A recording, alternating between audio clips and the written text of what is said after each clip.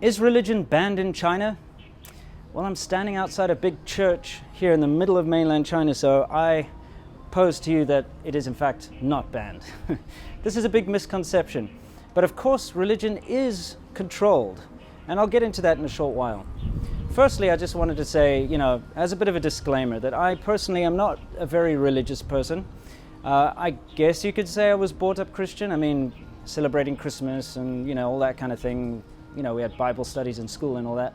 But I was never the kind of church-going sort of Christian or anything like that. And I've always been fairly open-minded to all religions all over the world. And, I don't have any particular favorites, to be honest. Thing is, when you talk about religion, just like politics or sex, you tend to, get certain people annoyed. So I usually leave politics and religion out of my videos. But today, because people ask this question quite often, are there churches? Is religion banned? Are they harvesting the organs of anyone who tries to practice any kind of religion here? Well, no, not really. But the organ harvesting thing is something that happens to criminals in China. It does. I don't know the particulars. I never really read up on it. You can go look. I'm sure there's tons of people who will tell you lots about that. So that's not what this video is about. This video is basically for all of you guys out there who are curious about religion in China.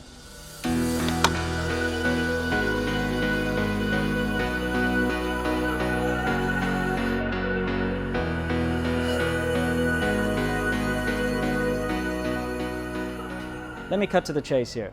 Most religions are accepted in China, as you can see by the fact that there's a big church right behind me over here. And China doesn't particularly have a problem with religion per se, but what they do have a problem with is mass gatherings that can get out of hand. And this is something that they keep a very close eye on because, there is a big mob mentality here in China. I've experienced it myself personally.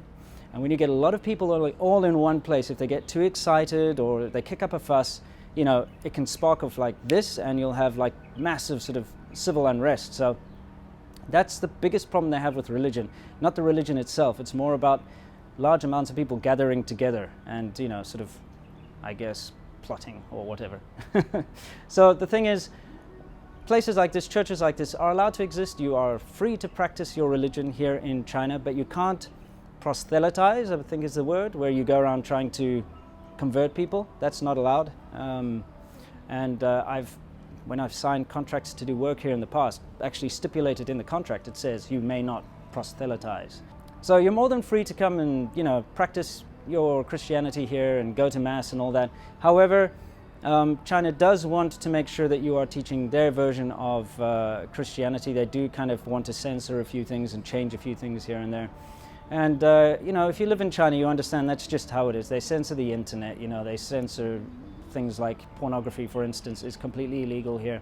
And so there's a bit of give and take. But of course, if you're a hardcore Christian, you understand your faith. You can practice it pretty much however you want, as long as you're not going out there and trying to convert people.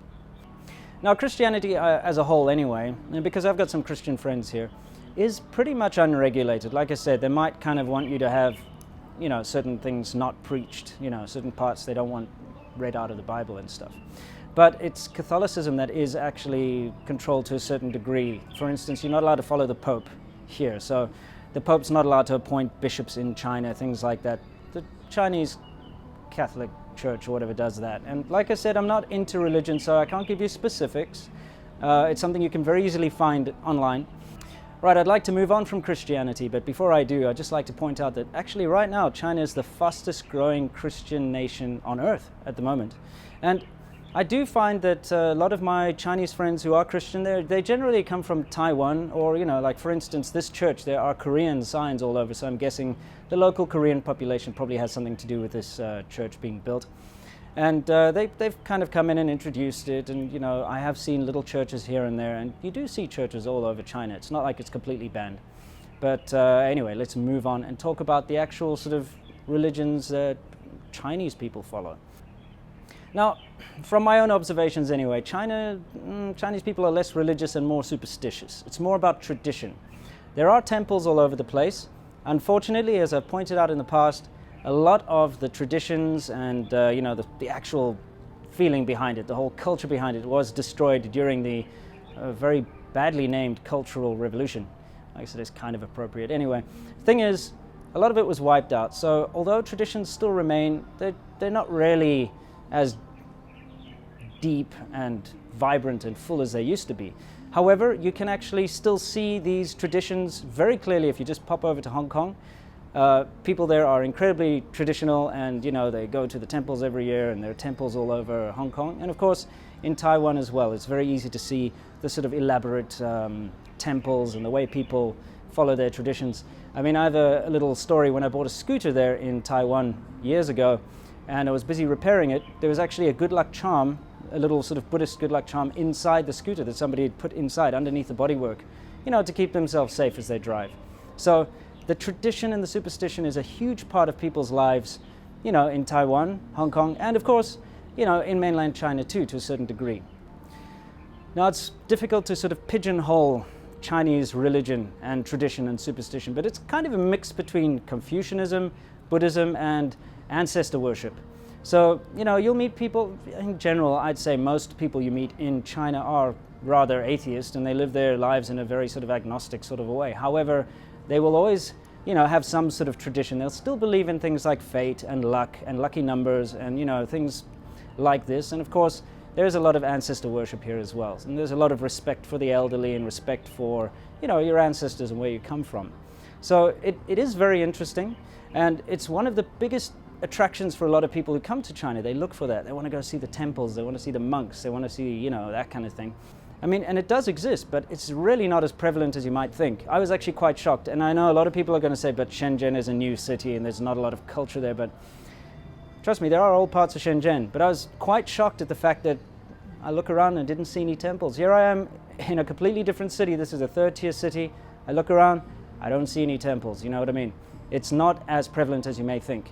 There are, of course, big famous temples all over China, and in the bigger cities you will usually have one big temple that people go to during New Year's, Chinese New Year's, like you can see in the footage here. This was in Guangzhou, which is not far from where we are right now, and as you can see, it's still something very popular, and it's very much ingrained in the Chinese mentality. I do find that Chinese superstition and tradition do very much revolve around the whole sort of luck and fortune aspects, and usually it's something like go and pray at the temple so that you can make money during the year, or go and pray at the temple so that you'll have good health and good luck and your business will do well. It's usually something like that. It's less of a sort of a selfless religion like you'll find many other religions around the world. It's more of a practical sort of religion and superstition kind of setup. Now, there are still some rules here in China when it comes to religion. For instance, if you work for the Communist Party, if you work for the government, I guess if you're a postman or you're like a manager of, I don't know, the vehicle bureau, anything like that, you're absolutely not allowed to practice religion, and you actually have to sign a contract that says that you won't. And I guess they're probably worried about people spreading their religious views around the office, or maybe funneling money out of work into their religion or something. So it's a big no-no. So that's definitely something that is true. If you work in the government here, you are not allowed to practice religion. As for you as a foreigner coming to live and work here in China, or just visit, there are pretty much no restrictions. Like I said, the only thing you shouldn't do is go around trying to spread the word of Allah, or spread the word of Jesus, or spread the word of Buddha, or whatever it is that you follow, because that's when you're going to start ruffling a few feathers, and people are going to start saying, hey, what the hell are you doing here? Go, if you want to practice your religion, go elsewhere, type thing. But it's very easy to find out where your local Christian church is, or there are mosques, there are synagogues, everything you can think of, they do exist here in China. Just going to have to do a little bit of research, and you'll be able to find what you're looking for. So guys, I hope this has answered your question as to what's going on as far as religion in China. It definitely exists. It's not banned, I can guarantee you that. But, just don't push your limits. Don't go out there and try to convert the masses, because it's not going to fly over here in China. They're very, very, very, very happy with their own little sort of traditional superstitious setup over here. So my advice to you would be, come to China, be yourself, enjoy your religion, don't push it on others. That's all. So guys, until next time, you know the drill. As always, stay awesome. If I had known then what I know now, I wouldn't have said what I said. I took the long road, thought I'd be better on my own. Sometimes what's right is wrong instead. 'Cause I was too young, and I